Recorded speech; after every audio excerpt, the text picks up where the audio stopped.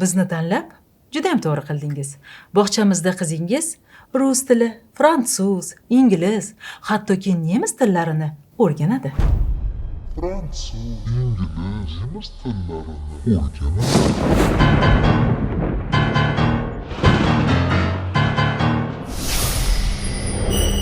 Kapitan dada yordam yetib keldi.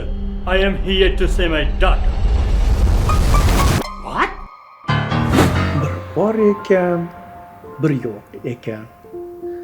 Жила-была красная шапочка. Yerto'laga tushsang, ikkita eshik bor. Guten Weiß.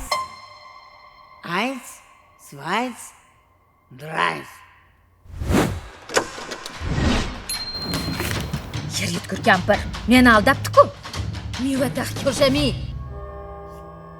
Bonjour. Merci. Yo'q. Ha qizingiz fransuzchani, nemischani bilsa, buni nimasi yomon?